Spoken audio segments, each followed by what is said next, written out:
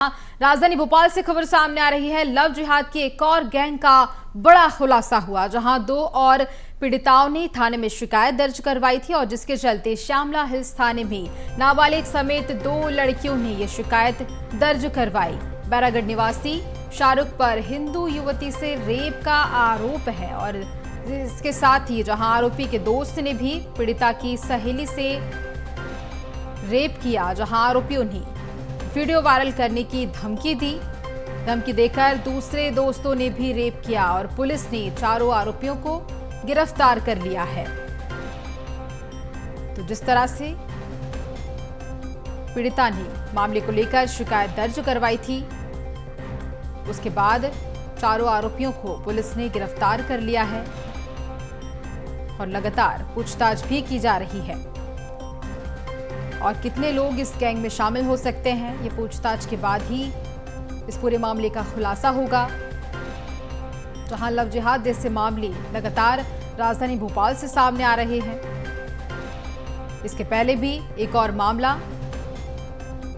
जहां एक कॉलेज से सामने आया था और उसके बाद दूसरा मामला उसी तरह का एक और सामने आया है, जहां पुराने मामले को लेकर दो आरोपियों की गिरफ्तारी हो चुकी थी और उसके बाद अब इस मामले को लेकर 4 आरोपियों की गिरफ्तारी हो चुकी है। ज्यादा जानकारी लेंगे सहयोगी मनोज राठौर से। देखिए मनोज जी, जिस तरह से देखा जाए तो राजधानी से इस तरह के मामले लगातार सामने आ रहे हैं, जहां लव जिहाद वाले मामले, और इसके पहले भी लव जिहाद का एक और मामला सामने आया था जिसमें 2 आरोपियों की गिरफ्तारी हो चुकी है। वहीं इस मामले में भी 4 आरोपी को गिरफ्तार कर लिया गया है। क्या इन दोनों मामलों के तार जुड़े हुए हैं?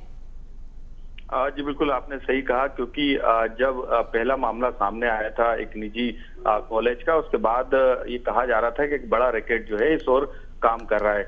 पुलिस ने एसआईटी का गठन किया था और एसआईटी लगातार इस पूरे मामले में जांच कर रही थी, क्योंकि मामला मीडिया में आ चुका था, आरोपियों को गिरफ्तार कर लिया गया था। ऐसे में जब ये खबर पीड़िता जो इस मामले से जुड़ी हैं उन तक ये खबर पहुंची, तो उसके बाद उन्होंने बदनामी के डर से पहले शिकायत नहीं की, लेकिन अब वो खुलकर सामने आ रही है। ऐसे आरोपियों को जो है वो गिरफ्तार करा रही है, उनके खिलाफ एफआईआर दर्ज कर रही है।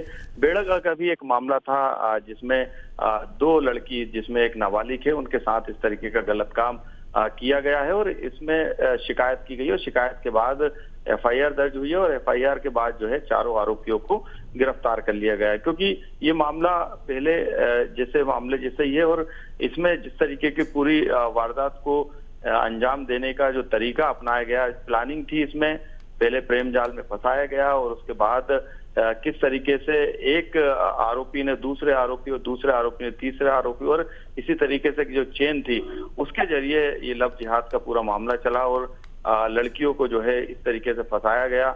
और ये मामला कोई पहला नहीं है, इससे पहले भी कई मामले आ चुके हैं, लेकिन किस तरीके से मध्य प्रदेश की राजधानी में एक रैकेट काम कर रहा है, केरल से इसके तार जुड़ रहे हैं, बंगाल से इसके तार जुड़ रहे हैं। ऐसे में अब मामला जो है राज्य स्तरीय नहीं रहा, ये अंतर्राष्ट्रीय स्तर का मामला है, अंतर्राज्यीय स्तर का मामला है। यही वजह है कि एसआईटी बारीकी से जांच कर रही है और इस रैकेट में शामिल लोगों की तलाश कर रही है, ताकि इस पूरे रैकेट का जो मकसद था वो सामने आ चुका है, लेकिन आरोपियों की गिरफ्तारी के बाद और कई बड़े खुलासे आने वाले समय में हो सकते हैं। बिल्कुल, कई सारे खुलासे हो सकते हैं और ये भी पता चल सकता है कि इस गैंग में कितने लोग शामिल हैं। मनोज जी, तमाम जानकारी के लिए बहुत धन्यवाद आपका।